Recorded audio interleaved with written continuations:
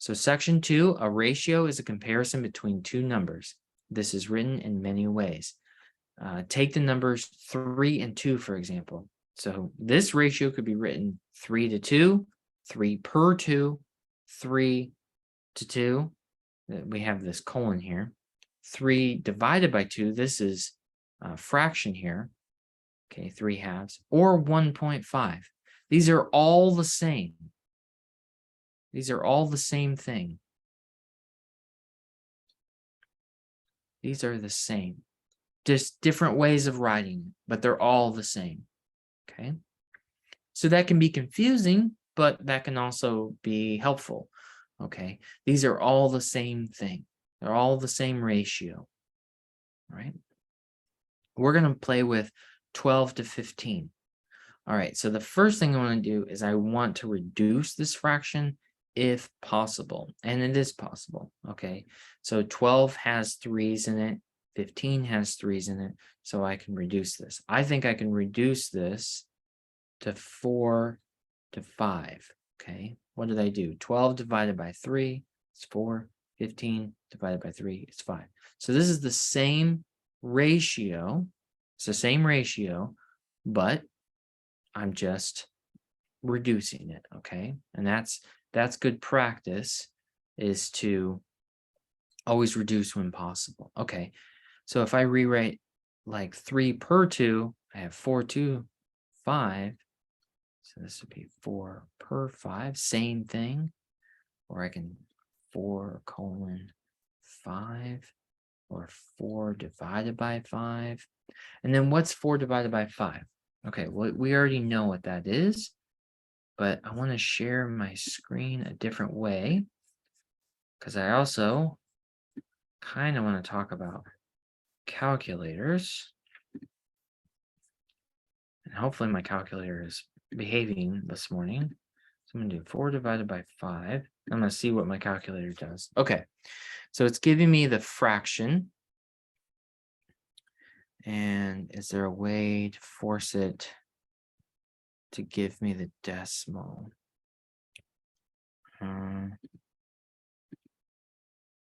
Oops. See, I was gonna use this. Darn it! This is doing the opposite of what I wanted it to do.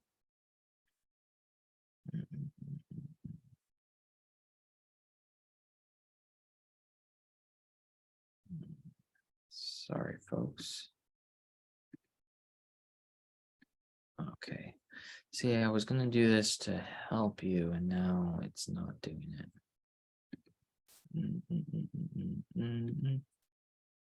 Okay, there it goes. What did I press? Okay, so that's 0.8 and 4/5. So a lot of calculators, including this one, can do both. Okay, scientific calculators can do both. You can use a scientific calculator in this class, and I would suggest having one. Okay, whatever scientific calculator you use is totally fine. All right, there's many different ones. If you don't own one, for the most part, you can go to any department store and get them for around $9 to $12, and they're all fine. Casios are fine. Texas Instruments are fine. They're all good. Okay, if you borrow one, that's great too. You won't need a graphing calculator, but I think they're good. Okay, they're a good thing to have. So, though sometimes you have these moments where you're like, wait, how do I do that again? But yeah, this one is kind of an emulator for a calculator, so I can show you. But they can do both. Okay, and that can be helpful. All right, so the whole point was to show you that's 0.8 as well. Okay. All right, 7/3 down. 7/3 does not reduce. 7 to 3 does not reduce, so I'll just rewrite that. So this would be 7 to 3, 7 per 3, 7 divided by 3, and then what would we put in the calculator? I would go 7 divided by 3, and that's giving me 2.3 repeating. How can I write that? Well, I can write 2.3 repeating. That's another way that I can write that. All right. All meaning the same thing. Those all mean the same thing. So that whole row there, that all means the same thing. All right. Okay, let's keep going. When using ratios, you may need to convert units to match numbers. Write the ratio 9 inches to 3 feet. Put your final answer as a reduced fraction and then as a decimal. Okay, so what's going on here is that we have inches and feet. These are two different units, all right?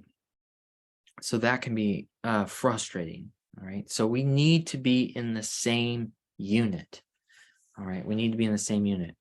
Now, we haven't even talked about units yet. This is just an example of ratios, but inches to feet, we know what a ruler is, okay? So we need to convert either inches to feet or feet to inches. And I would suggest in this to always go to the smaller unit, okay? So what I'm going to do is I'm going to turn 3 feet into inches, all right? That's what I'm going to do for myself. So 3 feet, well, how many inches are in a foot? Okay, well, there's 12.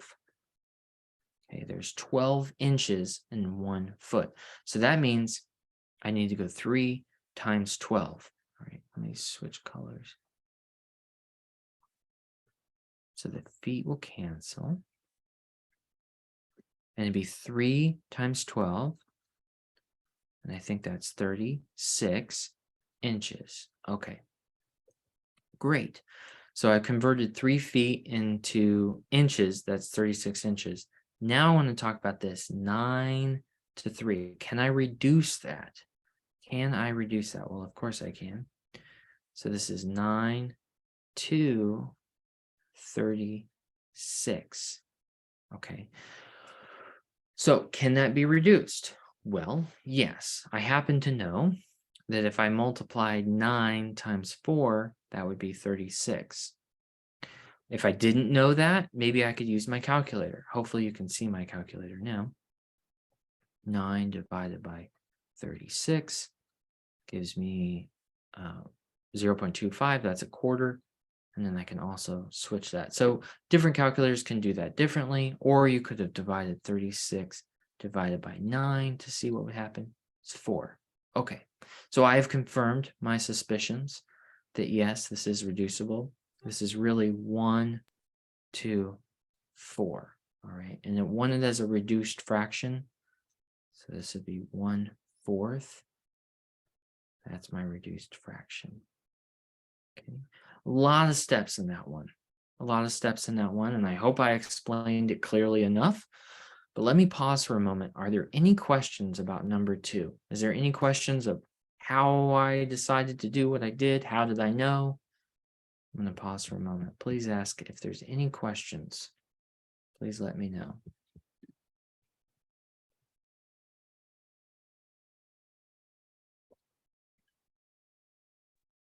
If we don't take all the same steps that you do to get that answer, is that okay? Like if we, I guess, do more of it mentally than written out, are you wanting to see, like, do you require seeing the work written out, or is it just kind of have the right answer and On the submit? homework, you can kind of do whatever you want. Okay. As they get harder, I think you will have to write it out. I hope you'll practice writing out. For this one, I think it's totally fine if you just go right to the answer. For Okay. the exam, you'll have to write out your steps, at least somewhat. Okay. Okay. Yeah. Any other questions about this one? We're going to keep going, but just wanted to pause.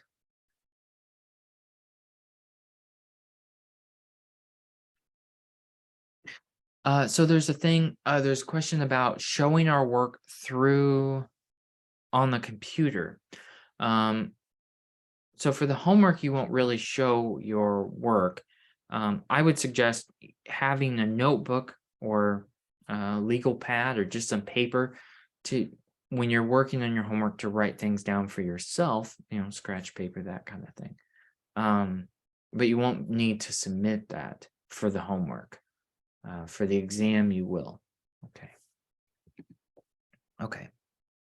Let's keep going. All right. Oh, sorry, another question. Yep. Okay. For this class, you will be asked to write ratios as a sentence. This is useful when the units are two objects and not the same.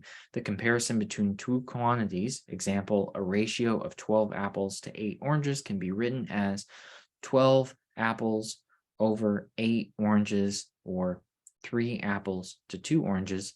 There are 3 apples for every 2 oranges. This is something that you'll be asked to do during the exam.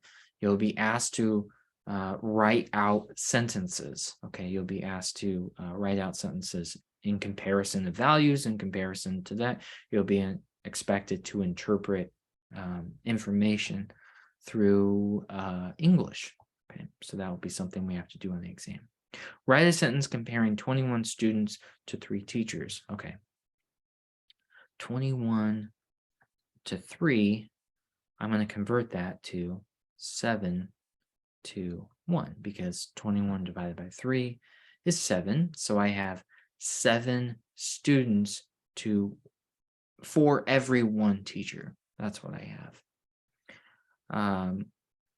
I guess I could write, there are 7 students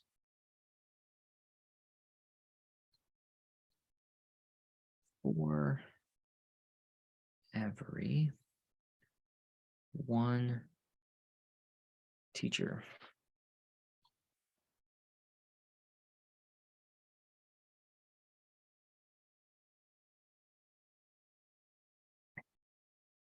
So that's me converting the sentence into kind of math or arithmetic, and then converting it back into an English sentence.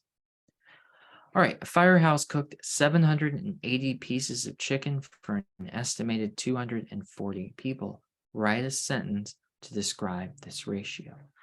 Okay, let's see if we can reduce that. All right, so 780 divided by 240 people. That's 13 fourths. Okay, 13 fourths. Let me write out that I converted that. 780 to 240 became 13 to 4. Almost positive that's what I got. Yeah, 13 to 4. All right. Write a sentence. There are 13 chickens for every 4 people. So they should eat well today. Okay. That's all we really need to do. All right. Next thing, and this is really important, and this will kind of come up throughout the semester, part to part or part to whole. Okay. Part to part is a ratio describing 2 different parts of a larger set. Okay. Part to whole is comparison to the whole group. The whole group.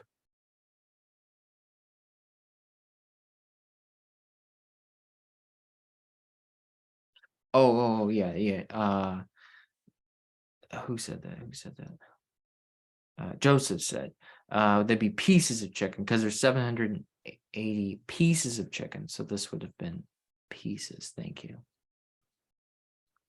It did seem like a lot of chickens. Yeah, pieces of chicken. Thank you very much, Joseph. All right, part to part, part to whole.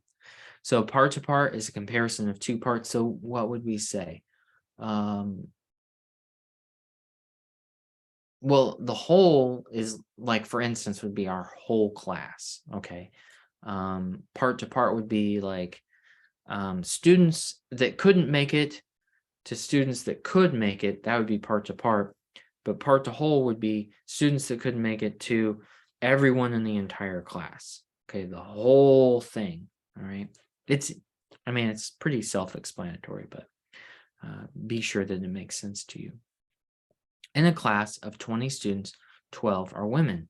Find the ratio of females to the total of the class written as a reduced fraction. Then write the sentence as a reduced ratio. Okay, so we have 20 students, 12 are women. Find a ratio of females to the total of class. So that is 12 20ths. Now we can use a calculator to reduce, or we can do it by hand. 12 over 20 is 3/5.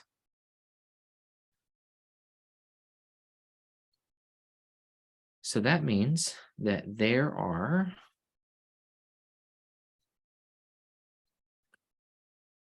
3 women in the class for every 5 students. Okay. All right. Hopefully it's easy enough to understand how to do that.